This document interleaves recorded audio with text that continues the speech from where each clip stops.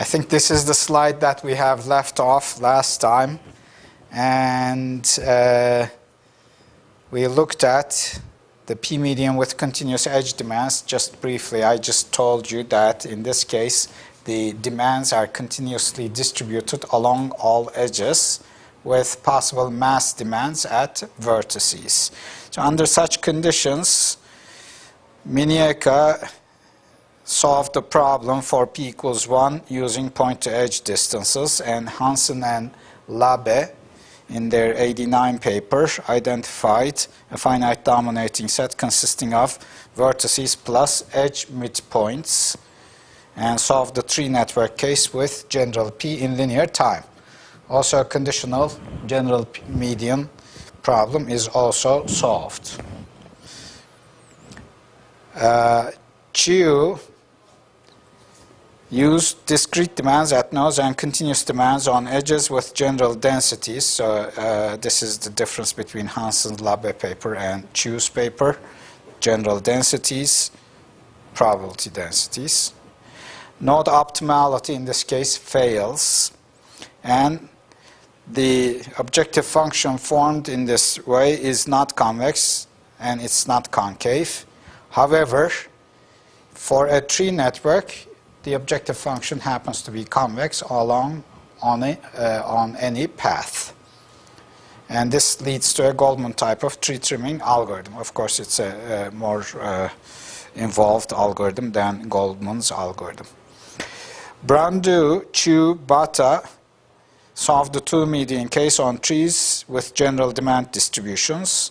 It's a sequential location allocation type of procedure converging to local minimum based on the fact that the one median lies on a path connecting any pair of optimal two medians. The Merchandani-Ojit paper proved this for discrete problems, but proof is valid for continuous two medians as well. Cavaglia and Sherali solved the continuous p-median on paths with uniform distribution on edges, solved via easy linear programming formulations, extended this to tree network for p equals 2. Nakasa and David solved again the continuous p-median on general networks with uniform edge distributions. Interior of an edge can be removed from search space if edge belongs to a circuit. That's an interesting property. And same results are further clarified by Bata and Palakar. The capacitated p-median problem is essentially the same as the p-median problem, except that the number of vertices you can serve from a given medium is limited. Okay? And so if you have weights assigned, then there's a total limit on the total there's a limit on the total weight that can be served by a given facility.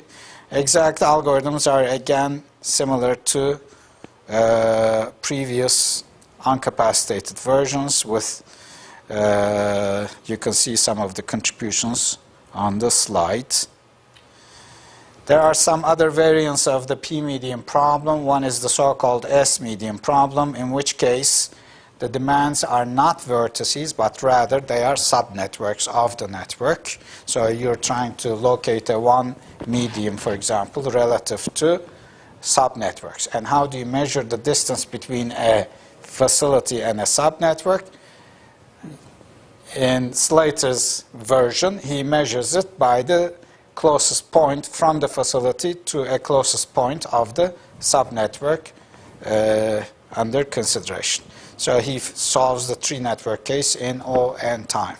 This is a rather old paper, but it was an interesting application. Pendant medians, Minieka again considered this. In this case, the demand vertices are only those vertices of degree 1 in a tree network, in a spanning tree of the network. So this is an interesting application, and what happens in this case is, if you remember the regular p-median problem, or let's just take the one median case, okay, for simplicity. In that case, the basic assumption is you're making a strip to every vertex. So if you have a fleet of, for example, trucks, then there's a dedicated truck allocated for each vertex. Whereas when you look at the pendant median case, a truck that begins at a vertex of degree 1, for example, say that's a supplier and you're collecting stuff from suppliers, then that truck begins at the pendant median, so at the pendant vertex. So the distance between the facility and that particular end vertex is measured, and then the truck is coming along a unique path, joining the end vertex to the facility, and continues to collect along the way. So you don't have to send separate trucks to each such vertex. That's interesting. Well, actually, Minieka does not mention such examples as far as I remember the paper. Nevertheless, later on I thought of it, and I think that particular collection with trucks serving various other points along the way is a rather good example that fits that description. So he solved the problem of minimizing the total distance from the facility to all pendant vertices. For the tree network case, it's easy.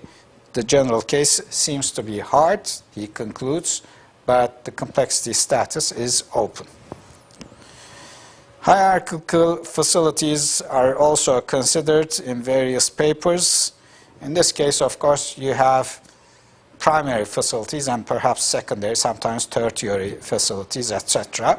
And so the structure changes a little bit. Nevertheless, you can model that also.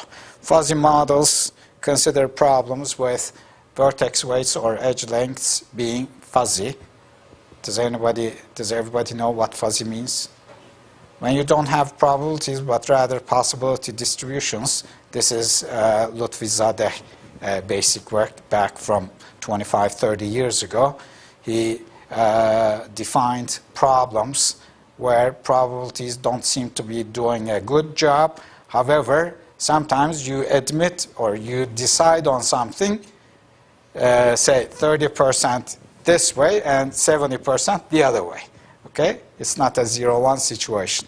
And in that case, fuzzy models could also be applicable in location problems.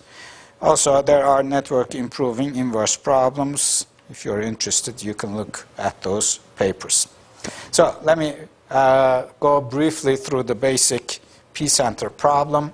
We have already spent actually quite a bit of time on the P-center problem. So we locate P-identical or homogeneous facilities on a network to minimize the worst-case damage. So in the basic model, we minimize this function f of x by choosing some subset or point set x in the network. Point set x consists of p distinct points. And the distance between any vertex v and the point set is the closest distance from v to the closest element. And f of x is the worst of such distances, the largest weighted such distance. The complexity, it's NP complete. The recognition version is NP complete even if the network under consideration is a planar network with unit weights and with unit edge lengths with maximum degree of 3. So even under those special circumstances, it's NP complete. There are finite dominating sets. The first one is discovered by Minieka in that short two-page note. That's for the unweighted case, but Minieka proposed, actually claimed that the set of vertices plus the set of intersection points on edges between opposing weighted distances coming from different vertices actually forms a finite dominating set from which at least one optimum solution comes. So that leads to an order NM algorithm for the one-center case. It's not the algorithm, but the set of such points is, in the unweighted case, is number of edges, it's M, times N, which is the number of vertices. So because each, in the unweighted case, you can have at most one intersection per pair. Okay? Karif Hakimi, in their well-known 79 paper, made use of the same finite dominating set for the weighted case. Then Hooker, Garfinkel, Chen, in their 91 OR paper, gave a general framework for identifying finite dominating sets. That's an important theoretical paper, the 91 paper of Hooker, Garfinkel, and Chen. All right, so in the P-center case, we're looking for the maximum distance between points and their closest facilities. This is what the objective function looks like on a given edge. It's a jagged or piecewise linear function, the red portion. The other black ones, as you know, are the regular distance functions from a given vertex. If you put edges side by side, then you may have a rather jagged looking function like this. Okay? And this is for the unweighted case. And you're looking for local minimum of such functions. It's doable, but takes some effort to do it. But it's doable in finite time, because everything here is finite. So the basic solution approaches, some of you have actually reviewed this in your term paper, are either enumeration-based, which we don't really do much about, or set-covering based. So the dominating approach is the set-covering based approach. The first set-covering based approach is proposed by Minieka in his 2-page note. And Christofides, there's a spelling mistake here, Christofides. Viola, in their 71 paper, actually identified feasible regions reachable from any vertex within a given distance r. In other words, if you put yourself at a vertex, and if there's a certain bound r on the maximum distance you are letting, then when you move from a vertex to every possible parts of the network within that r units of length, then that defines a subnetwork, connected subnetwork. When you do this for each vertex, then for each vertex we have a connected subnetwork of radius r. When you take the intersections of these subnetworks, then these intersections could come in different pieces or in different segments. And however, you are going to end up with finitely many such segments. Each segment will be the intersection of a certain subset of vertices, or the feasible sets of vertices. So you can formulate a set covering matrix from this information and solve the problem in that way. And then what do? You decrease the coverage radius slightly and see how things change. That's what they did. Garfinkel, Neve, Rao reduced the search space for the set cover problem by eliminating sites that are not within R. So it's just a modification of the set cover matrix by pre-processing the data. Torregas, Swain, and Ravel, they've also solved the vertex restricted version using cutting planes. İlhan and Pınar,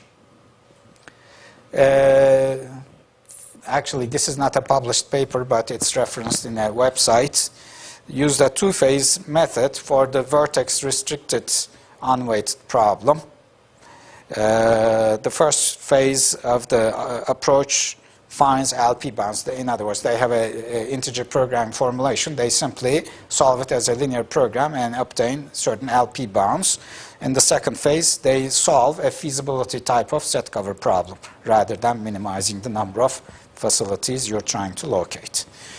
And they extended these results in the Özsoy-Pınar paper. Özsoy was the master student of Pınar here. And I think they obtained a rather successful algorithm for the unweighted vertex restricted problem with capacity restrictions as well. And because everything is finite here, everything is discrete, of course capacity restrictions don't really make the problem more difficult because it's a vertex restricted problem anyways. And they solved several problems ranging from 50 to 402 in the number of vertices, and they've obtained quite successful or good CPU times. And the same year, Elumi, Labe, and Poche, they gave a quite different new integer programming formulation, and they solved the set covering problem in the spirit of the İlhan Pınar paper. Nevertheless, it was not a feasibility form, but rather it was the minimize the cardinality type of set cover problem. And they were really successful, and they solved a problem with a little over 1,800 nodes via Cplex. Yes? Is that exact algorithm polynomial? No, no. It's not polynomial. It's just, it solves the actual optimum for the set covering, for the p-center problem if you have a finite set of possible locations for the centers, which are normally the vertices. If they are not vertices, you can make them vertices. Okay? Exact meaning, no, exact means it's not a heuristic. It just finds the actual optimum. The enumeration-based algorithms are based, of course, on the finite dominating set property. So any possible p-element subset of a finite dominating set will give you a possible p-center, and you can just enumerate overall possible such subsets and get the optimum solution. Unfortunately, p appears as an exponent in these algorithms. So these are not polynomial algorithms. They are exponential algorithms. Nevertheless, they work. But these are algorithms in the theoretical sense. Okay? You don't really implement them, actually. Or if you do, you may end up with rather large time-consuming operations. Usually, IP seems to be working better with solution methods.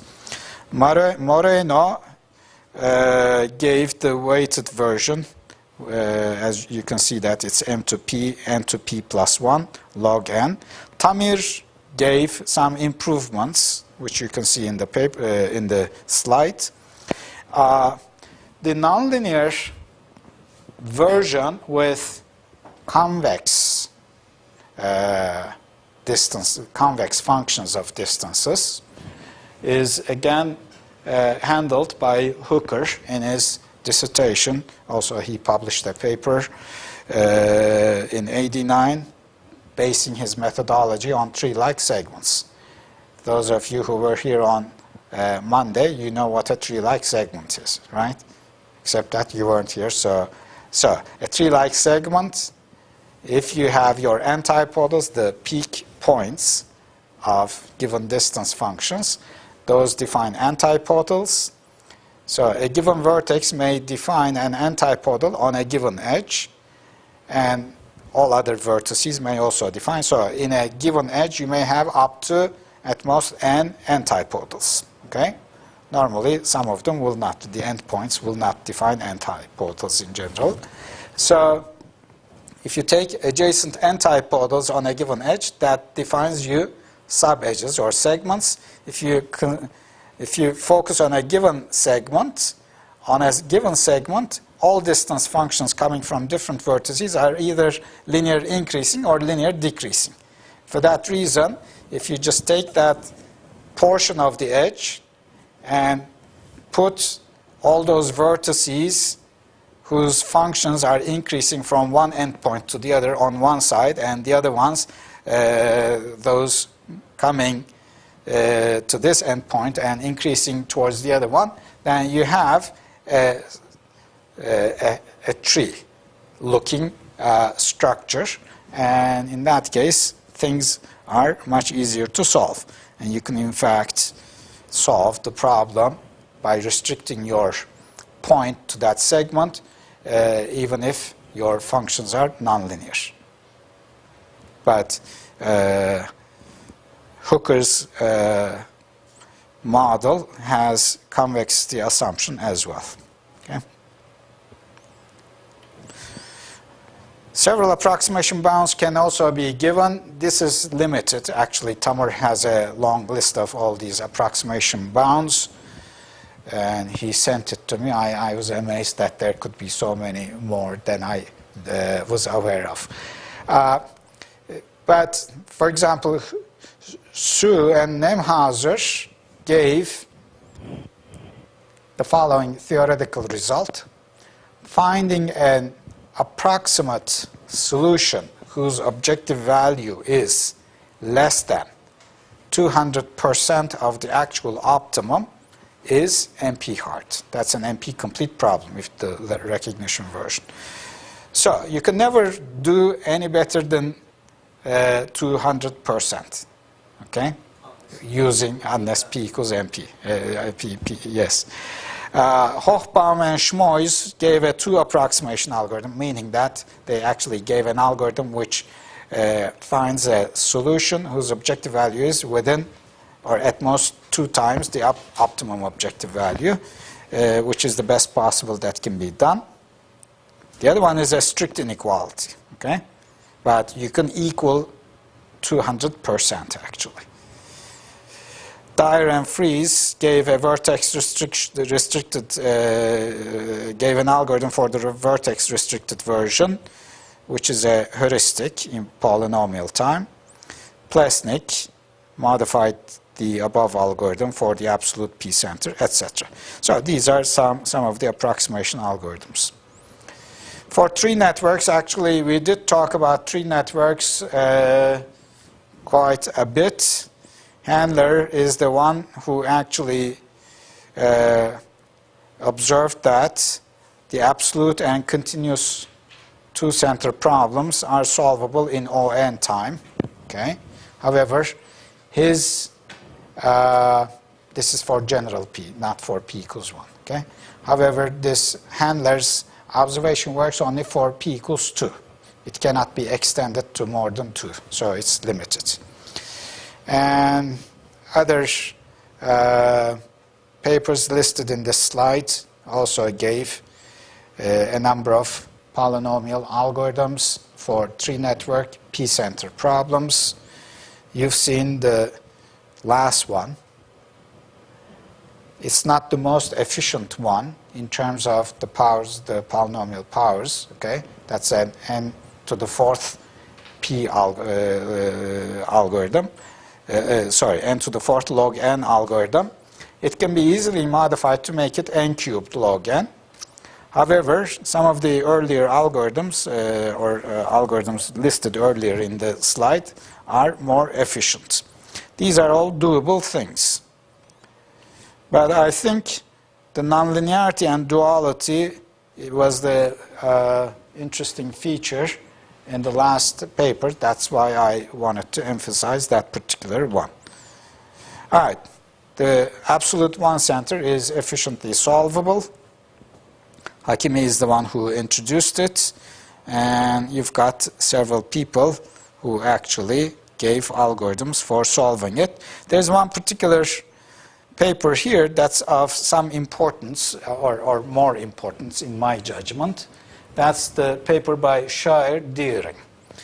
That's an operations research paper that appeared in '83. In that paper, actually, they have a model which whose special cases are the p-center as well as the p-median problem. So they consider a nonlinear version of the problem. And for that nonlinear version, they do something quite unique, actually. They define directional derivatives on edges. So derivatives are well known for regular Euclidean spaces, but when you're on a network, on an edge, if you are at an interior point of the edge, you have only two directions. You either go towards one end or towards the other. So you can actually define directional derivatives of any kind of function under consideration. If you're at a vertex, then you've got many possible directions, as many as degree of the vertex. So these directional derivatives, actually, they form the subgradient space of the point. And if you're minimizing, and if all of your directional derivatives, as you move away from the given point towards whatever directions are available, if they are all non-negative, in that case, you are at a local optimum. Okay?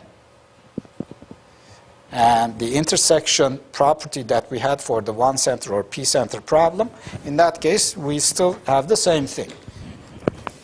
Two functions intersect like this, and the function you're trying to minimize is locally defined by those two pieces.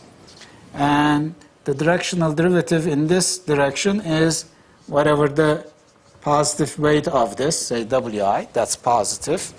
And the directional derivative moving in this direction is, again, this one, say wj. If you look at them only from left to right, one of them is positive, the other one is negative. But if you look at them as if your origin is here, and you look as you move away from your tentative origin, in that case, they become all positive, okay? Because you're hill climbing here in both directions. That's what it means. People make them look complicated, but that's what it means. You just make hill climbing, that's all, okay? And anyway, you can see that that's a local optimum. So that's the importance of the shear-Deering paper, and that actually boils down to well-known or well-established theorems, both for the one-medium problem and as well as the one-center problem. Okay. For tree networks, we've again more efficient algorithms, but I'm going to pass them. For special networks, more general than tree networks. That slide talks about that. Goldman actually gave a block decomposition algorithm. Does everybody know what blocks are? If you remove a vertex from a general network, from a given network, then it can actually split the network into more components than it used to have. Okay? So certain vertices do this, certain vertices do not do it. Okay? Not every vertex is a cut vertex. So a block is a minimal subnetwork whose vertices, if they are collectively removed, actually splits the network, but any subset of it does not do the job. Okay? All right, so Chen Francis Lau also gave a block decomposition. And for cactus networks are, they look like trees except that they have also simple cycles. Something like this, okay?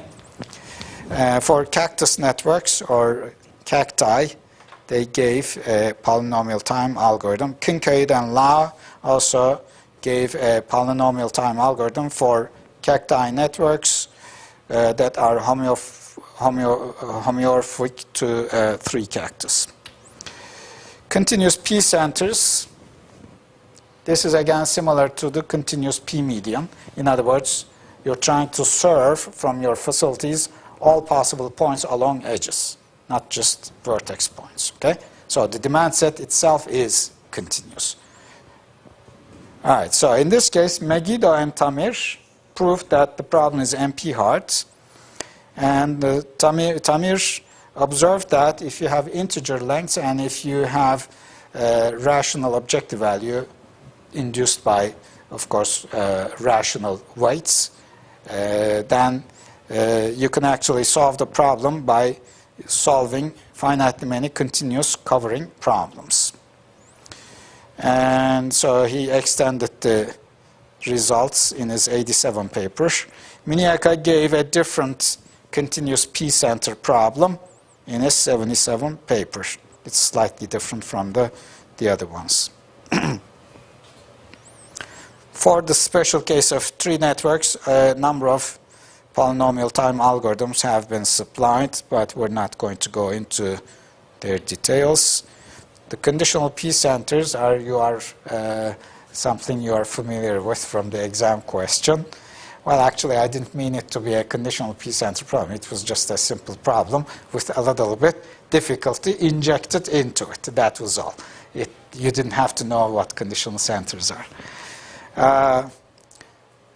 So this sort of problem is, again, you have a fixed set of facilities already located, then you're trying to locate additional facilities, and the demands will receive service from the nearest of all facilities. And here are some of the contributors. The p-medium with mutual communication for general networks. This is something that you don't know, that we never talked about. So I'm going to define this on the board.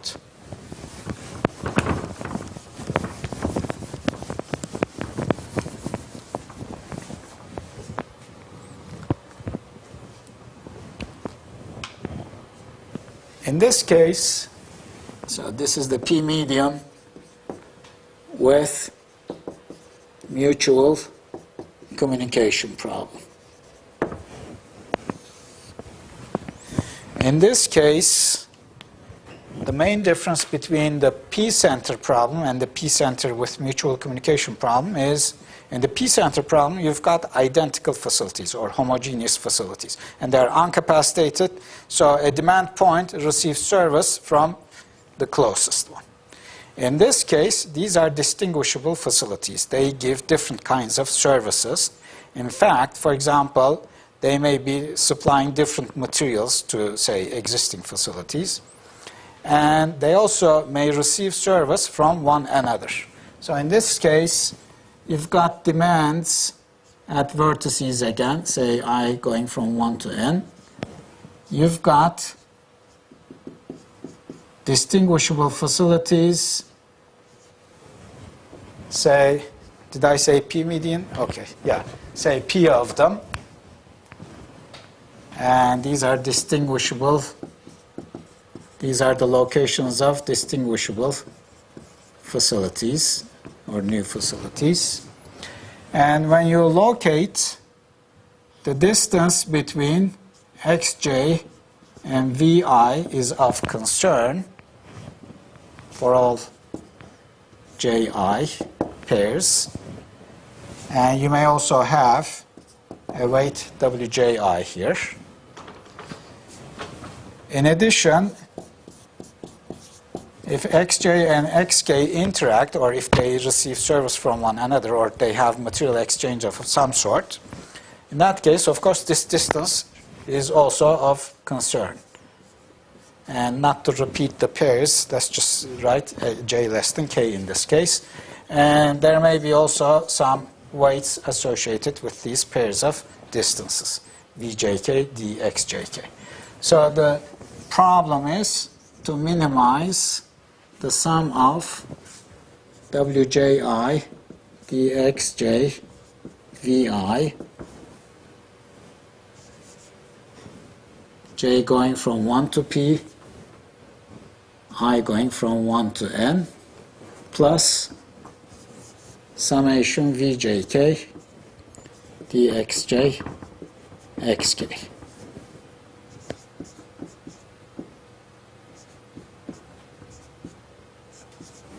Between facilities themselves. The second component is missing in the regular P medium problem. And of course, if all these VJKs are 0, if there is no interaction between new facility pairs, then in that case, this problem, you can convince yourself that this problem decomposes into P1 medium problems.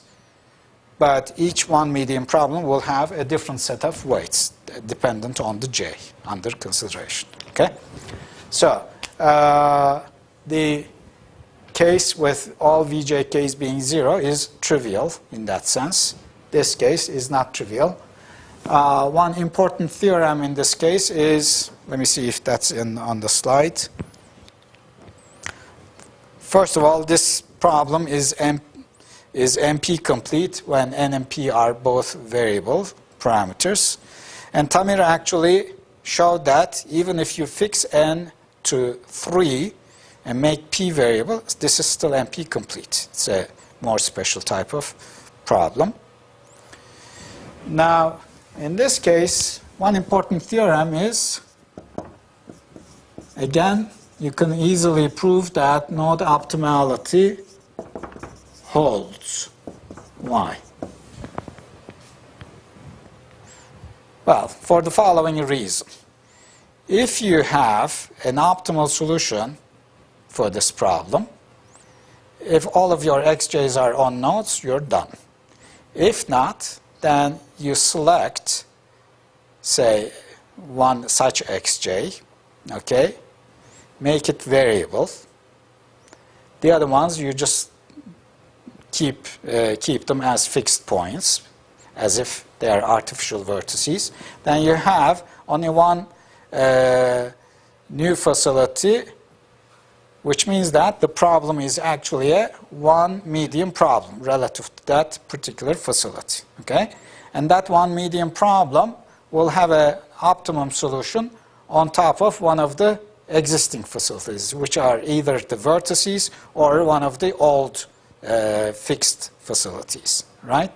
So you can move it to either a vertex position or to on top of some other new facility whose location is already fixed. And then you don't lose from optimality, and you can keep repeating this each time, moving facilities, and finally they will all be moved to vertex locations. All right, so it's a little bit complicated, but that's the main idea. So node optimality holds. For that reason, the general case, general network case, can be formulated as a IP, integer program. How? You can define, for example, a variable zji, which is 1 if xj happens to be located on top of vertex I, and 0 otherwise, if the jth new facility is not located there. In that case, your objective function will be what? This part is going to be wji times the distance between xj and vi. How do I express that? It depends on where xj is located. So how do I express that?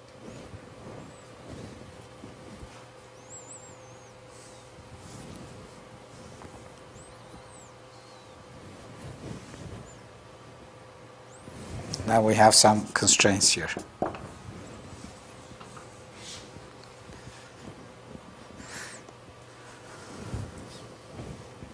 Let me have it. ZJI times D VJVI. Let's make it R. Times DVJ VVJ VR VI. Assuming that the location of the jth facility is on top of vertex R, then the distance between that facility and vertex I is this particular distance. Of course, you multiply that with Wji, because that's the one under consideration. The only thing is, I don't know if this Jr, Zjr is 1 or 0. So what am I supposed to have here? I'm supposed to have another summation here. Huh? Does everybody agree with that?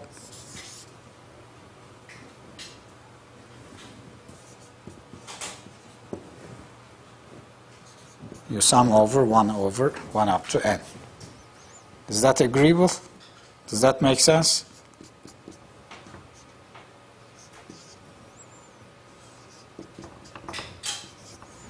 Okay, so if you make sure that this summation has only one particular ZJR1 and all the rest 0, then it will pick up the correct distance value and will multiply it with the appropriate weight. Okay? Plus, what's the second component?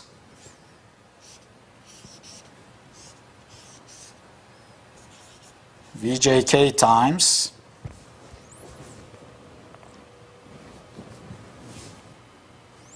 well, actually, it's just a single summation.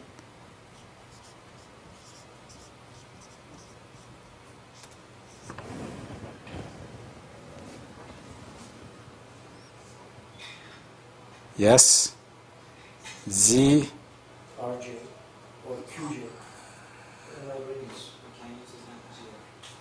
JR, ZJR times ZK Q, for example, times distance between VR and VQ, right? And you've got this summation over all possible R and Q pairs. Subject to, what's the subject to part? Let me write it here.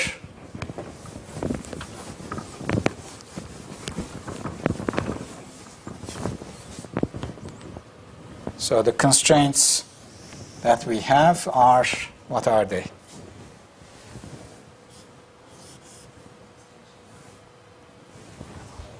Each facility assigned to exactly 1.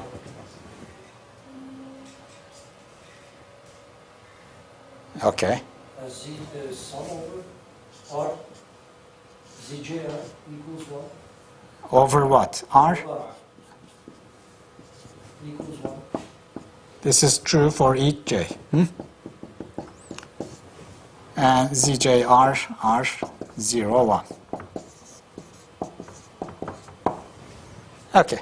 So this is, well, the distances here are constants. Wji are constants. So if you simplify this, this is essentially the same as the quadratic assignment problem. Constant times a linear term, some constant formed by V and D times the multiplication of two such binary variables. That's a quadratic assignment problem. In the quadratic assignment problem, normally the linear portion is ignored because it doesn't really change the optimality. It's the quadratic portion. So this is the quadratic portion. However, there is a difference from the quadratic assignment problem. In the quadratic assignment problem, you've got this constraint as well as another one, which gives you the summation on J being equal to 1, okay? And also P is equal to N normally, okay? So this is slightly, well, it's NP hard, but this is slightly easier, well, somewhat easier to solve than the quadratic assignment problem. Quadratic assignment problem is the hardest one. It's really the most notoriously difficult problem that has resisted all kinds of computational efforts. It's NP complete, all right? All of them are NP complete. But for example, with traveling salesman problem, you can solve the problems with existing algorithms up to 25,000 cities or so. Whereas with quadratic assignment problem, if you've got n equals 50, you cannot solve it. After n equals 15, it starts blowing up. Okay? The largest problem that's solved exactly as far as I remember has n equals 36. And that's a special problem. It's a special instance. Okay? So anyway, that's just side information. But this is called, for that reason, some people call it the quadratic location problem, or it's just this problem. Okay? It's the same as that. Okay. Let me just, well, why don't we take a 10-minute break, and then I'll go through some of the stuff we have here.